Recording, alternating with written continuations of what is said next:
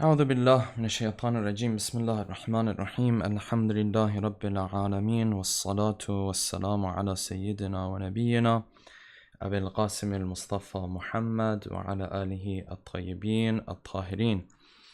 Inshallah, you guys are doing well. Welcome to another one of our Mizan live sessions.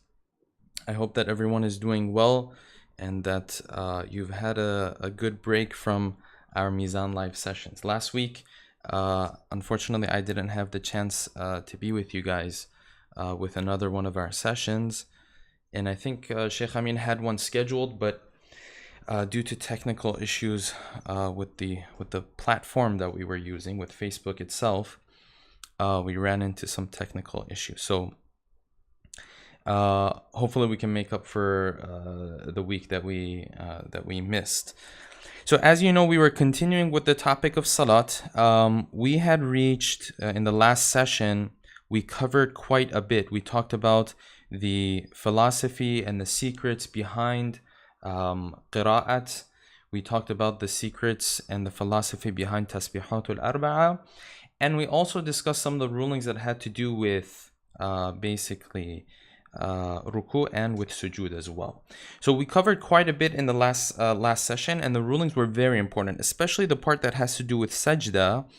We discussed what things you can do sajda on, what things you cannot do sajda on, and that's one of the discussions or one of the questions that I've had people ask me multiple times. And after we went through that session, one of the brothers actually sent in some questions that I looked into, and a couple more points that would be good to add to that discussion, which I'll do today, inshallah. So like we do always, I'm going to do a quick review of what we discussed in the previous sessions, and then we'll move on to what we have to discuss for today. So we started out here. We said that why is it that it is wajib for us to do Quran in salat? Why is Quran part of salat? Hadith said that this is in order to make sure that the Quran will never be mahjur, it will never be left out. And we went through a Hadith Qudsi in which Allah subhanahu wa ta'ala explains that Surah Al-Fatiha has been divided between me and my servant. It was a very beautiful Hadith in which Allah subhanahu wa ta'ala speaks to his basically, like he proclaims to his malaika when one of his servants is praying to him through Surah Al-Fatiha, right? And we explained that Allah subhanahu wa ta'ala says that the first part has to do with me because we're basically praising Allah subhanahu wa ta'ala. And then the second part of Surah Al-Fatiha has to do with my servant, right? And as the hadith said, وَلَعَبْدِ مَا سَأَلْ, whatever he asks me for, I'm going to give it to him. So that was with regards to Surah Al-Fatiha. We moved on. We talked also about the secrets behind Tasbihatul Arba'a, right? We said that Tasbihatul Arba'a, and this is the part where it gets a little, I would say, mysterious for us, not in the sense that we haven't been given information about it, but in the sense that, forgive me, that it's a little difficult for us to understand. But Hadith says that these 4 Tasbihat that we mention, these 4 tasbihat, they correspond with the 4 sides of the Kaaba and the 4 sides of the Arsh, the throne of Allah subhanahu wa ta'ala, and the 4 sides of Al-Baytul Ma'mur, which we said is a house in the skies that the malaika worship Allah subhanahu wa ta'ala in and around, right? So this Tasbihatul Arba actually has to do with that. Then we moved on to ruku. We said for ruku, you have to bow down until your hands can reach your knees. That's the amount that you have to bow down. It's not necessarily a 90 degrees, but it's good to go further than that, or like up until 90 degrees. Ayatollah Khamenei said you have to have your hands on your knees. Ayatollah Sistani didn't believe in that. And then we said that in the dhikr that we have to say in ruku, it can be anything as long as it is as long as three subhanallahs, and we said that the body has to become one while we're doing ruku. If someone mixes the dhikr of ruku and sajda with one another, makes a mistake and does the dhikr of sajda, for example, in ruku, we said that's not a problem if it's done unknowingly, right? And we said that if someone can't do ruku, they still have to try to do it while leaning on something. This whole idea of situations where someone cannot perform something in the normal way, a part of salat in the normal way, and because of that, they end up skipping the whole thing. This is one of those mistakes that's very commonly made, right? When we get to sajda today, we're going to discuss that. If someone can't do sajda properly, right? It might be someone who's elder, might be a senior citizen.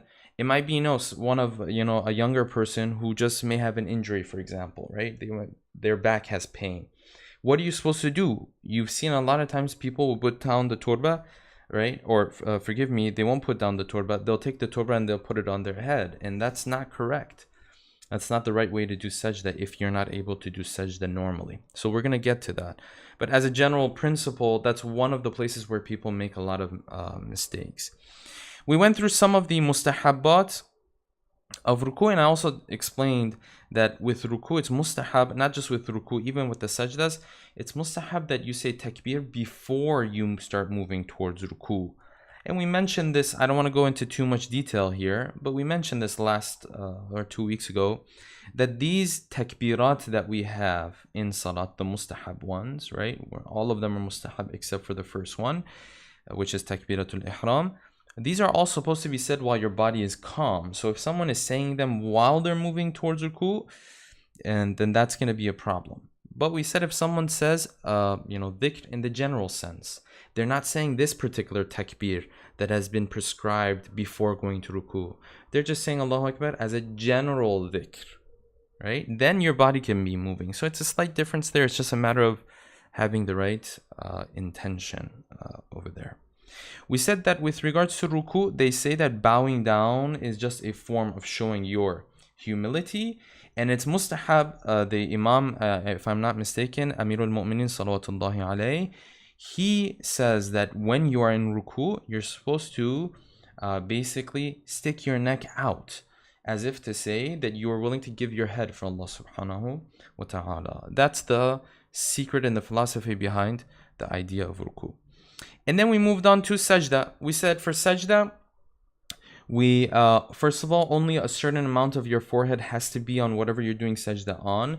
We said if you have a tasbih that's made of dirt, you can use that as well. It doesn't necessarily have to be a turba, and it doesn't have to be a huge turba either. It has to be an amount that when you go to sajda, people say he put his head on dirt, or he put his head on like grass, or whatever it is that you're doing sajda on. So it can't be like, very, very little. But there is no particular amount or basically size of the turba that you would need to have. Okay. Then we mentioned this. We said putting the elbows down when we go to sajda is fine. This is something that people have asked me multiple times. And it's one of those things that growing up, even I was taught that men are not supposed to put their elbows down, right? But that is completely fine. It's mustahab for them not to put their elbows down, and it's mustahab for women to do that. But men and women, in terms of the wajibat, their sajda is the same. With the mustahabbat, yes, that would be a difference. Okay, moving on, we said that between the turba and the head, of course, you can't have a barrier. We will discuss today's situations where you put your head down and there is a barrier between your head, your forehead, and the turba. What are you supposed to do in those situations? For example, I might go to sajda. This might be something that might happen for our sisters more often. They might go to sajda, they might realize like their hijab was between their forehead and the turba. What are you supposed to do? You're not supposed to lift your head. There's something else you're supposed to do. We'll get to that in just a second. Okay. And then we moved on to this. We said two main questions, and these are probably the most important questions that we covered last week. Number one was, what can we do sajda on? What are the things that we can do sajda on? And number two, what are we supposed to do if we can't find those things? Okay, so we said the things that we can do sajda on, Ayatollah Sistani and Ayatollah Khamenei, their rulings are pretty much the same. So, you can do sajda on leaves, on grass, on dirt, anything that's from the earth, as long as it's not something that we wear or we eat. And when we say it's something that is worn, we mean even if it's processed and then it's worn, you're not allowed to do that. Similarly, with things that are eaten or edible, even if they're processed later on and then that makes them edible, you're not allowed to do sajda on those. Now, we reached two very important parts. One was paper and the other one was tissues. For Ayatollah Sistani, he said papers, you're allowed to do it even if it's made of cotton, because normally he has an issue with cotton, because naturally cotton is something that once it's processed, we all wear. But with paper, he doesn't have a problem with that. With tissues, he does. And so last week, I mentioned that a lot of tissues might have cotton in them, and one of the brothers actually reached out to us and mentioned that facial tissues don't work in that way, right? I'm tempted to check my Kleenex box right here, right now. But he mentioned that it's from fiber. So, I mean, that's fine. And hopefully, I'm very happy to hear that, because that makes things a lot easier, right? But as far as I know, that the tissues that we use, in the restroom, those are usually tissues that, the rolls. As far as I know, there is cotton that's used to make those. Ayatollah Khamenei has pretty much the same rulings in this regard, except for him, cotton is an issue even when it comes to paper. I really don't know if cotton is even used in paper as a common thing or not, but that's his ruling. And one thing that I forgot to mention last week is cement, and that is also allowed for us to do sajda on. Okay, now what do we do if we don't have any of these? And I'll mention this and we'll be done with our review and move on to what we want to discuss for today. We said that if we don't have any of these and it's not around you, so you can't walk around and grab it. If you can just walk around and grab one of these things, you would have to do that. You would have to stop your dhikr or whatever it is you're reciting. You would have to continue to face the qibla. For me, the qibla is this way, so I would continue to face the qibla, and then I would move to my left or my right, front or back. And you can take, maybe even 4 or 5 steps. That shouldn't be an issue, right? And if you can grab something, or you can grab something while you're going down to sajda, right? So you would have to do that. If none of that is possible, then what you would do is the following. For Ayatollah Sistani, he says, if you find asphalt, you do it on asphalt. If not, then you just do it on anything that you have, and your salat is fine. For Ayatollah Khamenei, he said you would break your namaz. But if you don't have time to break your namaz, then you would do it on the back of your hand. Forgive me, he says you would do it on your clothes if it has cotton. If not, then on the back of your hand. So that's the ruling in situations where we don't have something to do sajda on. In the most common situation that we deal with regards to this question, I don't have something to do sajda on. Normally it's with children and it's in the house, right? Normally it's with, you have a 1-year-old or 2-year-old, I should say, who's running around the house as they should, and they're picking up your turba. A lot of times you can walk around and grab something else, right? Or sometimes you might even be able to make a gesture towards someone to to inform them that you need a turba. So a lot of times it doesn't come down to this. All right, so I'm going to make sure we don't have any questions before I move on to today's discussion. Assalamu alaikum to the brothers and sisters who are with us. Nice to have you guys with us. So moving on to what we wanted to discuss for today, the rulings that we're going to cover today are actually some of those rulings that I could easily say like 90-95% of people don't know. I'm saying this because even growing up, I didn't even know some of these rulings until I had a chance to study them. So here's the first ruling, and this is with regards to sajda. Moving on, right? First of all, what are you supposed to do if you miss a sajda? We know that if you skip both sajdas, because both sajdas is a rukn, then obviously your namaz is batil and game over, basically, right? But if you skip one sajda, what are you supposed to do? So here's the thing that this is the ruling that I was saying that a lot of people don't know. When you skip one sajda, right? If you're still able to make up for it in your namaz or in your salat before you've hit the ruku of the next rak'ah, then you would have to go back, do your second sajda, and get up. This is not for a situation where you have a doubt This is for a situation where you know for sure that you missed one sajda. Okay. But if you find out later on in your salat, right, what are you supposed to do? You are supposed to do something, they call it the qadha of the sajda that you missed. Okay. So what does this mean? It's very simple. Right after you say Assalamu alaikum wa rahmatullahi wa barakatuh, you're not even supposed to do your hands. You do a sajda. In this sajda does not require, basically does not require any tashahhud or any salam. This is not sajdatul sahw. I want to make that very clear. We're going to get to sajdatul sahw in just a second, okay? So sajdatul sahw is something else. But this is making up for the sajda that you missed. Okay. That is for Ayatollah Sistani. For Ayatollah Khamenei, he says you will do that sajda, you will make up for that sajda. So you just go to sajda and you'll get up, and that's it. You'll say your dhikr in sajda and you'll get up. That's it. Then he says you also have to do sajdatul sahv. Okay, so I'll get to sajdatul sahv in just a little bit. Hold on for a second, because I'll get to that in just a second. What situations are you supposed to do sajdatul sahv, and how are you supposed to do sajdatul sahw? We will get to that in just a second. Okay. So if someone skips a sajda, for Ayatollah Sistani, you have to do just a normal sajda after your salat before you do anything else. And for Ayatollah Khamenei, you have to do that, and you have to do sajdatul sahw. One thing that I need to clarify is that you cannot just redo your salat. That is, as far as I know, it's a problem. Because when you skip the sajda and you're going to do that sajda afterwards, you're still part of namaz, part of salat. Like it's like you're still in salat. You cannot just get up and just start a new salat. So like this solution that people have that, oh, Shaykh, I don't have to learn this stuff. I'll just redo my namaz again, or redo my salat again. No, sometimes it's haram to do that. Why? Because it's still part of your salat.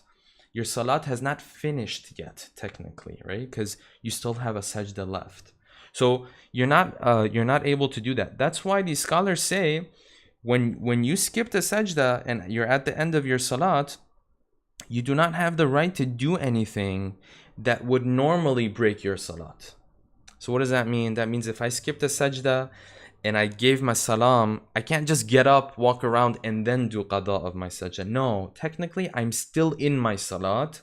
Therefore, anything that would normally break my salat would be haram for me to do at this point, because we know breaking your salat is not allowed except for certain exceptions that it has.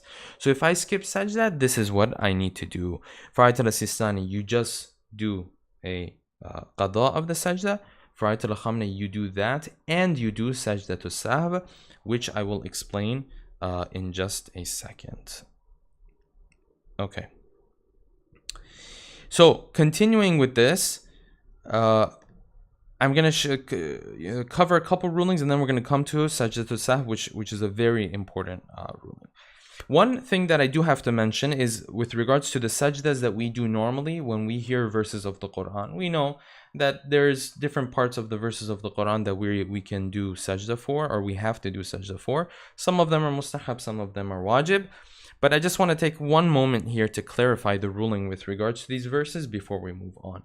So, yes, there are four verses we know that you're supposed to do sajda for, and you have to do sajda for. But first of all, you have to listen to the whole verse, and you have to listen to it.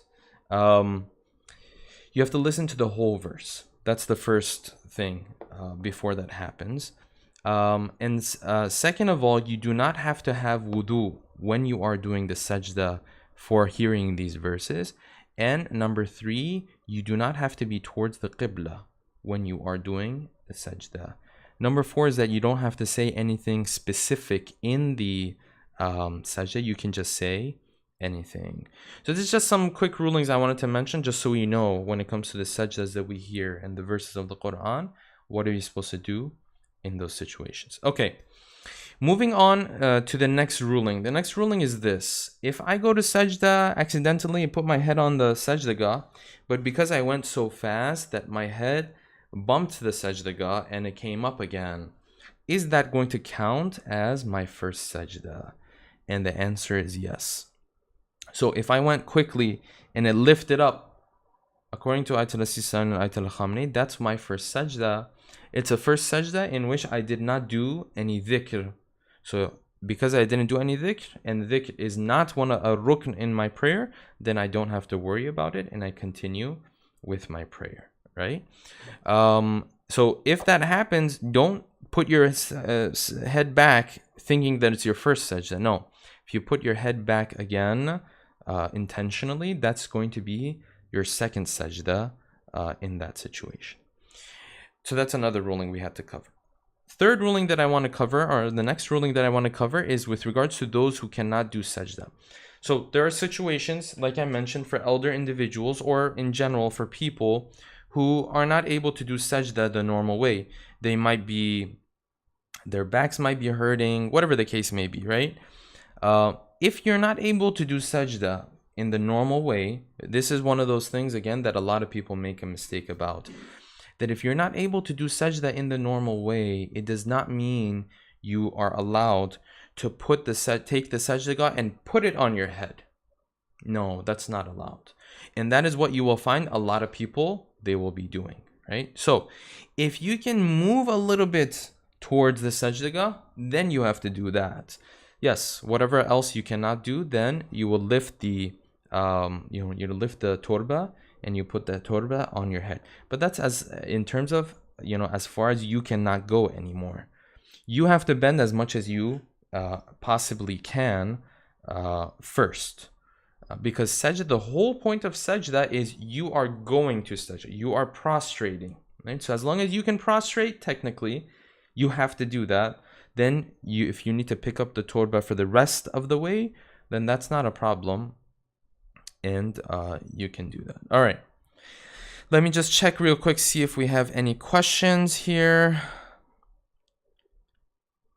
Okay, no questions so far. So if you guys have questions, you can send them in as we are continuing along. All right, next ruling is this. And I want to get to, inshallah, the philosophy of sajda itself in just a second, because I don't think we covered that in the previous session. When it comes to sajda, the philosophy and the secret that they mention is actually a very interesting one, and that is this.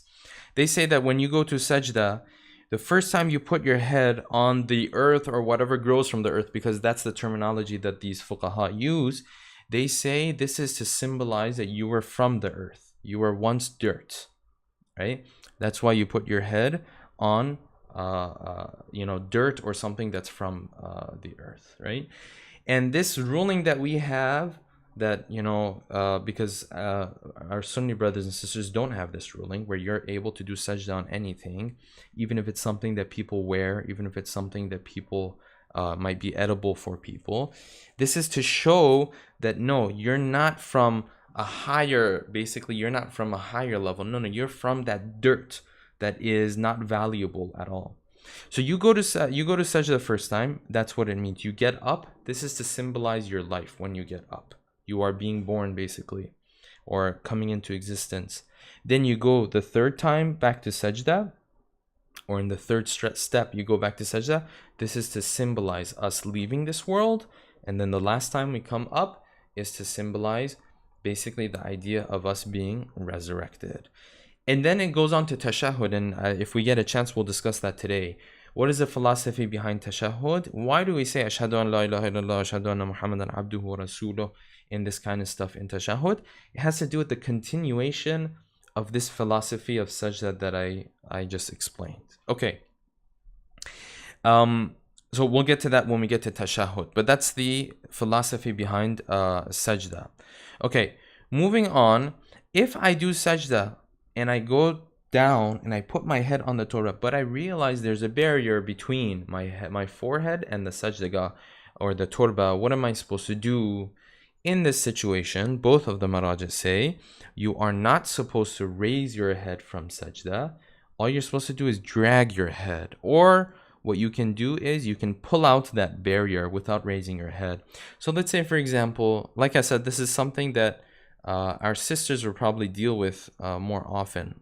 than the brothers is that sometimes when they go to sajda, it might be the case that their hijab might get stuck between the turba and their forehead, right? What you're supposed to do is you can just pull out the hijab from that part of your forehead, right? Or if there's a piece of paper, you just pull out that. Or if you go to sajda and accidentally you put your head on the ground beside the turba, right?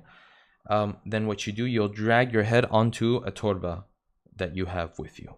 That's what you're supposed to do. You're not supposed to raise your head from sajda. All right. So I have a couple questions. Let's go through these before we continue, inshallah. Brother Akbar is asking, in my first sajda, what if my forehead bumped the sajda with such force that it came back and touched the muhr again without intending to do so? And you follow Ayatollah Sistani. So you hit it and you come back. From what I remember, that will count as one of your sajdas, and then you will be in your second sajda, and because you are in your second sajda, then you will basically have to say the dhikr for your second sajda.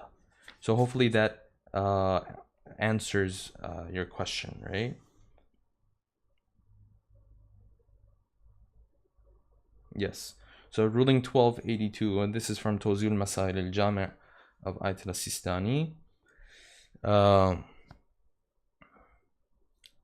Yes, you said that and touched the muhr.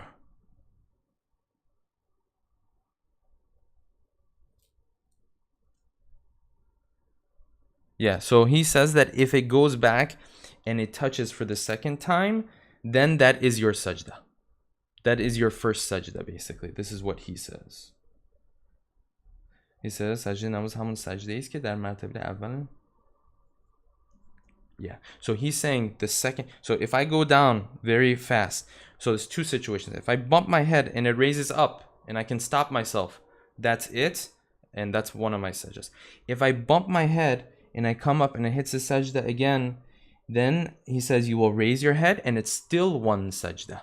Okay, so hopefully that answered your question, Brother Akbar. Let me know if that answers your question. Sister's asking, Assalamu alaikum, Shaykh, wa alaikum assalam. What if you are in the state of Jamaat prayer but your head bumps? Okay, so if you're in Jamaat prayer and your head bumps, again, it will count as one of your sajdas, but if you went ahead of the Imam, then you will wait. Like, let's say you bumped your head and you came up. Okay, so that's one of your sajdas, done. Now you wait. It's like you accidentally did something before the Imam. If the Imam is going to take a while to still be in sajda, then you are going to go back down to be in sajda with him, and then you're going to get up, and it'll all count as your first sajda. If not, you're standing up, like you bumped and you came up and that was your first sajda, and he's going to get up any second, then you will just stop and you will wait for him to get up. It depends on whether he's going to remain in sajda for a longer time or not. Inshallah, as we move on, we'll get to the rulings of Salatul Jama'ah, which is something that every community needs to learn about, because it can be very confusing, just because a lot of us have never had instruction on Salatul Jama'ah and the details. All right, Sister Safinas is asking, what if we raise the sadaqah, the sajda, I'm assuming, by placing things like books underneath? That is fine. The only thing is there shouldn't be more than 4 stacked fingers of a difference of height between like where you put your palms and where you put your toes and the height of the sajda. So like a normal book would not be a problem unless it's like some dictionary or I should say some encyclopedia or something like that. That would be an issue. Sister Uzma is asking, does moisturizing creams or foundation count as a barrier? No, usually with these, the maraji say that if it's like if you applied it a while ago and it's absorbed into your skin, it's not a problem. Also, they say if it's a small amount, it's not a problem. If it's really, really like oily, then that might be a problem. Okay. Yeah, and so that's the other question that she had sent in as well. Okay, very good. So now let's move on to this ruling here. This ruling has to do, or the ruling that we want to cover has to do with sajdatul sahv. What is sajdat sahw and when are we supposed to do it? Ayatollah Sistani and Ayatollah Khamenei's rulings are, I want to say, drastically different in this regard, right? So I'll go through Ayatollah Sistani's ruling first, and then those who follow Ayatollah Sistani can just like zone out for a second, and then we can go through Ayatollah Khamenei's ruling. The reason why I'm saying this is because my experience with teaching ahkam has been that when you explain the ruling of like two different scholars, when it's different, even though people only follow one of the scholars, they still feel very confused. Okay, I don't know how that works, but they feel very confused sometimes. So anyways, Ayatollah Sistani's ruling is this. Okay, he says Sajda Sahv is wajib in these, and I'll explain what Sajda Sahv exactly is and how you're supposed to do it. But he says it's wajib in these situations. Number one, if you missed a tashahhud. Not if you added a tashahhud, if you missed a tashahhud.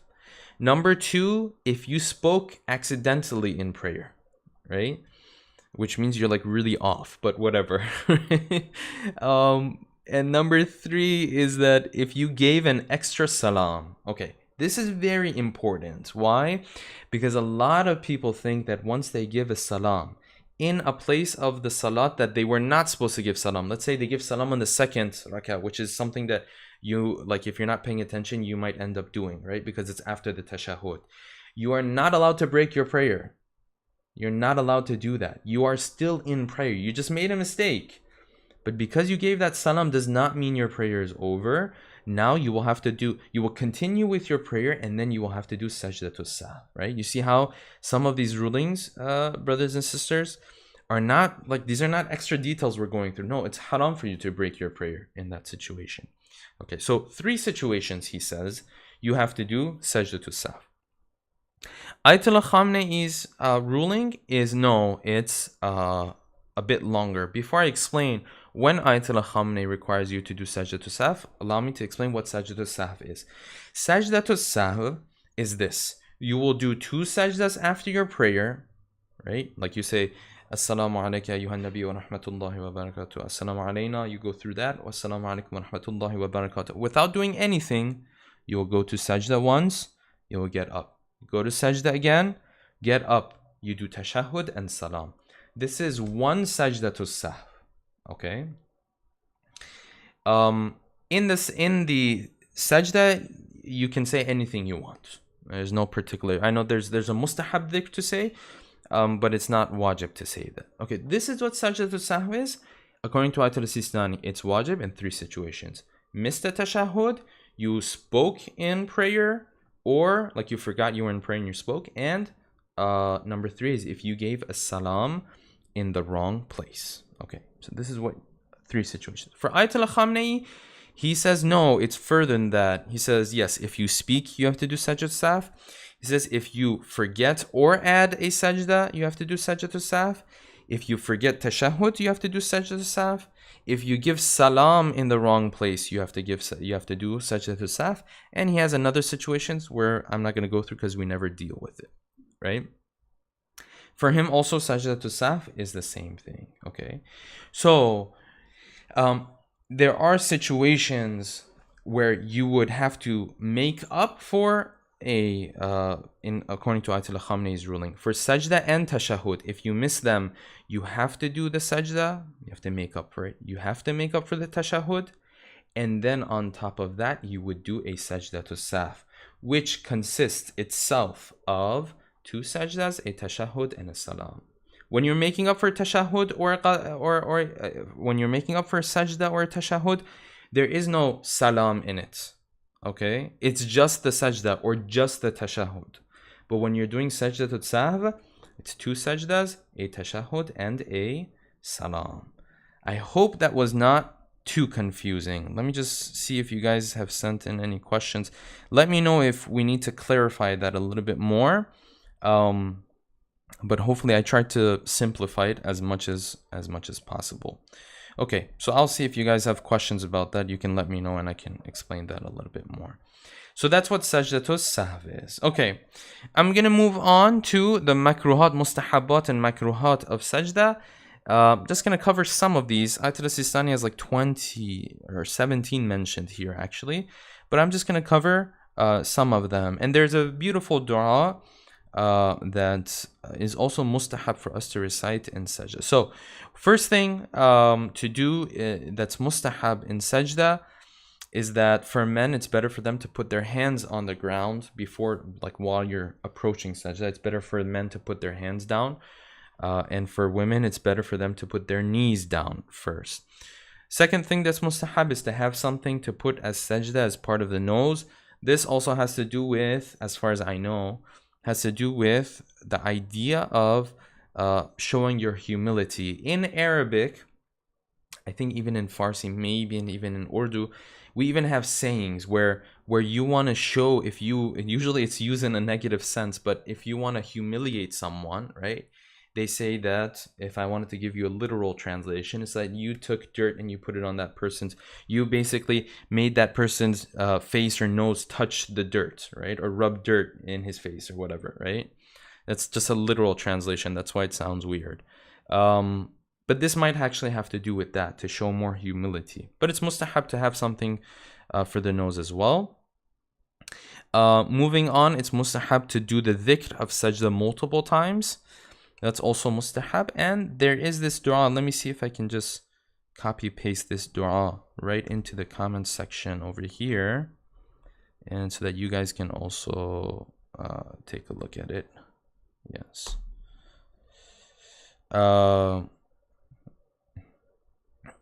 Yes.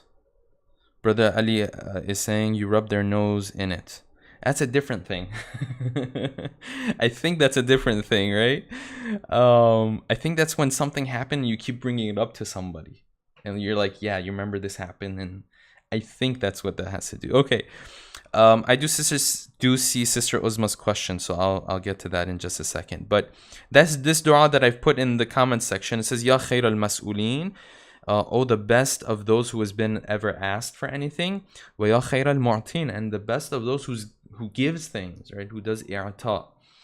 Urzuqni warzuq ayali min fadlik. You give me and my family min fadlik, from your grace.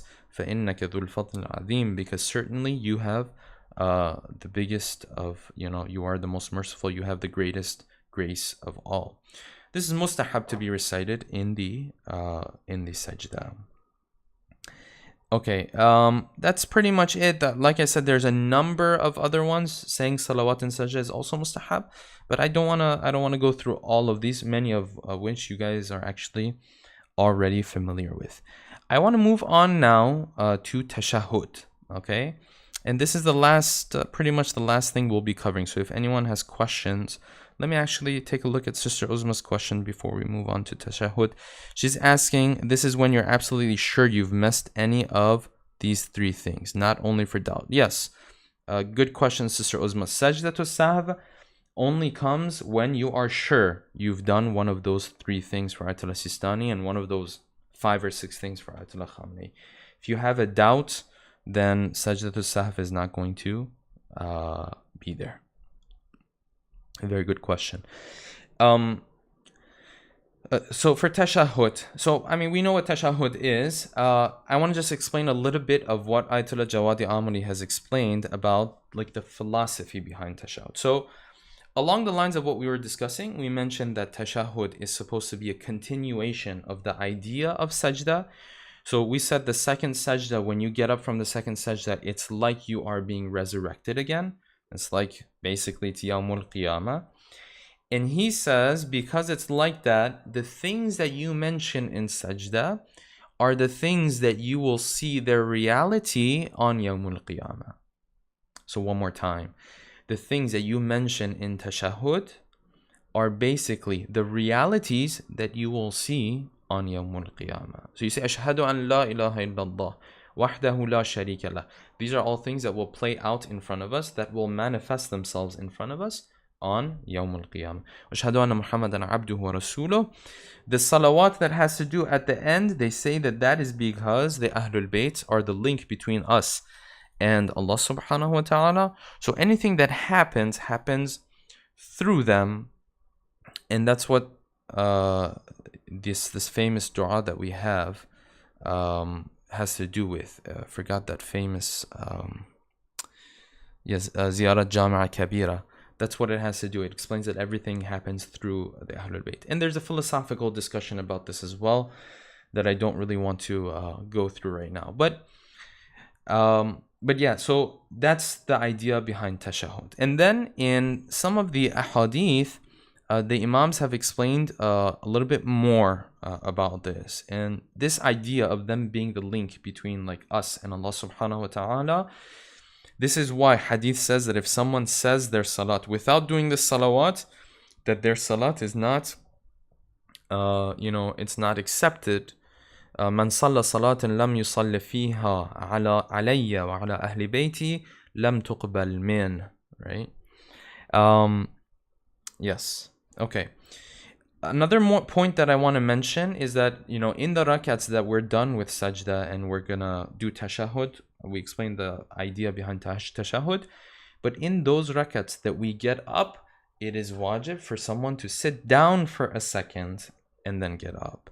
Hadith says, and this one is from, it's from Imam Ali salawatullahi alayhi. He says this idea of pausing, right, after your second sajda before you get up for the second or for the fourth rak'at, right, when you don't have a tashahhud, he says, Inna hadha al-julus thumma an-nuhud min tawqir as-salat. This is to honor salat, right? Because when you do things in a very fast and rushed way, you are sort of disrespecting the salat, right? But when you do things in a,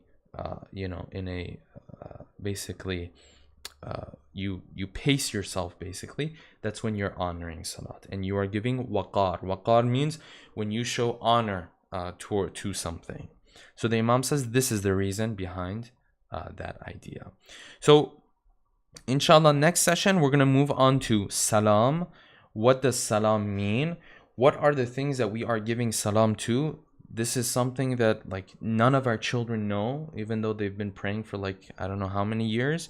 It's not their fault, it's our fault.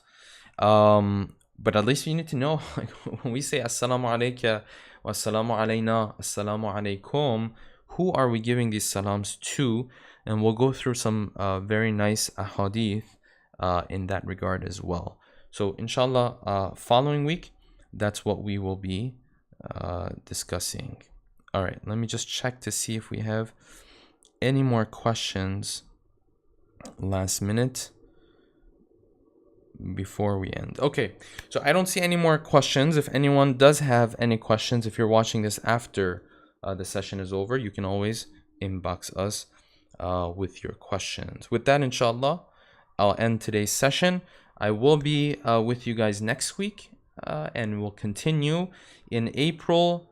Our sessions will continue, but we will, as far as my own sessions, I'll have a couple weeks. We will take a break because we will have Ramadan coming up, and we will be having specific sessions throughout the month of Ramadan. If you guys, by the way, have any suggestions in terms of what we should cover in the month of Ramadan, you can send us a message in Mizan Institute, or you can send us or you can send me a message, or whatever's works better for you guys. Would you rather have this topic continuing this topic, and we'll get into the mubtilat of salat and what makes your salat batil and the shakiyat of salat and stuff like that, and after that we'll move on to salatul jama'ah and how to do that. So if you want to continue this topic, that's some of the stuff that we'll be covering in in our sessions for the month of Ramadan. Or would you rather have some other topic be discussed, knowing that we covered fasting last year, right? So we covered fasting last year, so I mean that's the obvious option to cover for the month of Ramadan, but we did cover that last year. So that's something just to bear in mind. So do let us know what it is that you would be more interested to cover specifically in the month of Ramadan. Or also let us know if you guys think doing tafsir of the Quran is a better idea. That's also an option, something that's on the table. And if you guys let us know, it'll make the decision-making process, at least for me, for my sessions, a lot easier. That way we know we're discussing something that you guys are interested in the month of Ramadan. During Ramadan, we will have, both me and Shaykh Amin will have As of now, we are settling down on doing each one of us two sessions a week. So we started this actually last Ramadan of last year, and hopefully we're looking to capitalize on it this year as well. All right, so do let us know what you guys want us to discuss. Thank you very much. Inshallah, Shaykh Amin will be with you guys tomorrow. Assalamu alaikum wa rahmatullahi wa barakatuh.